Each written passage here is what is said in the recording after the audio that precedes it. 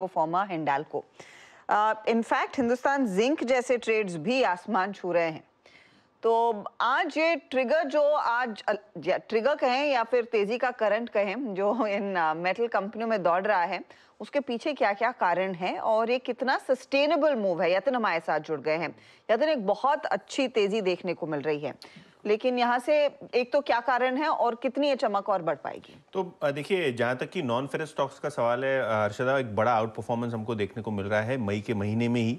और अगर हम इस महीने की बात करें मंथ टू डेट, तो हिंदुस्तान जिंक में लगभग 61% की रैली आपने देखी है। तो लोअर लेवल से एक बड़ा मोमेंटम इसी महीने में यानी 20 दिनों में आपको देखने को मिला, इंक्लूडिंग आज का 18% का मूव। वेदांता इस महीने में 22% ऊपर है। नाल्को और हिंडाल्को 7 से 8% के बीच ऊपर हैं। तो क्लियरली नॉन फेरस मेटल्स में आपने ज़बरदस्त तेज़ी देखी है और स्टील स्टॉक्स भी पीछे नहीं है। जेएसपीएल की बात करें तो ऑब्वियसली बीजेपी के अंदर शामिल होने के बाद नवीन जिंदल की किस्मत ही खुल गई, ऐसे आप बता सकते हैं, क्योंकि उसके बाद स्टॉक में मोमेंटम दिखा।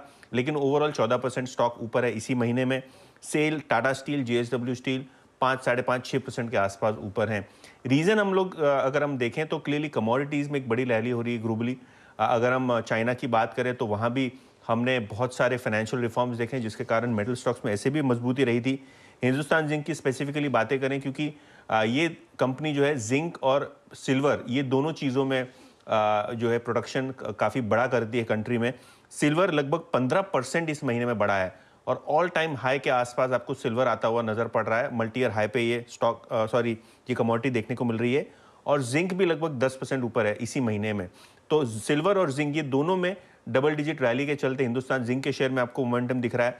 और क्योंकि 65% के आसपास का हिस्सा हिंदुस्तान जिंक का जो वेदांता के पास है, तो ऑब्वियसली एक बेनिफिट वेदांता को ये होता है और दूसरा बेनिफिट ये होता है कि एल्यूमिनियम जो एक कमोडिटी है, ये 7% बढ़ी है इस हफ्ते और कॉपर लगभग 14% बढ़ता हुआ नजर पड़ा है एक महीने के कार्यकाल में। तो दोनों ही एल्यूमिनियम और कॉपर के मोमेंटम के चलते आपने वेदांता, हिंडाल्को जैसे, नाल्को जैसे नामों में एक बड़ा तेज माहौल देखा है।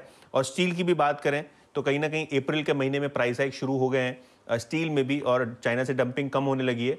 उसके कारण आप स्टील स्टॉक्स में भी एक बड़ा मोमेंटम देख रहे हैं अर्निंग्स के पहले पहले। Tata steel obviously earnings report करेंगे तो उस पर भी नजर बनी रहेगी। जी हाँ, बहुत एक तगड़ा मोमेंटम इन स्टॉक्स में बनता हुआ साफ दिखाई दिया। शुक्रिया यतिन इस अपडेट के लिए। मयूरेश, अगर फंडामेंटली आपने कोई ट्रेड लेना हो, क्योंकि ये थीम काफी अच्छे तरीके से यतिन ने हमें समझाई है, आप किस स्टॉक पर ज्यादा बायस रखना चाहेंगे तेजी करने का इस समय?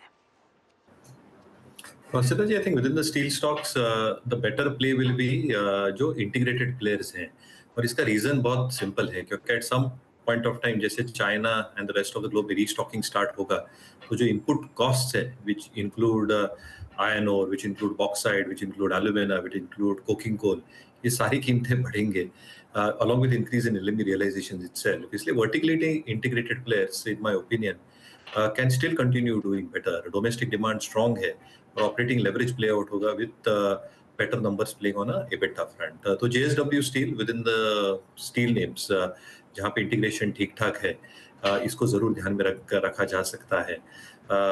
ये हमारे वॉच लिस्ट पे जरूर है। Within the non ferrous place Hindalco, क्योंकि इसके पास भी माइन कैपेसिटीज हैं, एल्यूमिना की कैपेसिटीज है, बॉक्साइट की कैपेसिटीज है, and generally I think the demand should start moving higher along with realisations for aluminium, जो एलएमई पे अच्छा खासा गिर चुका है, 2100 पे आया है प्रति टन।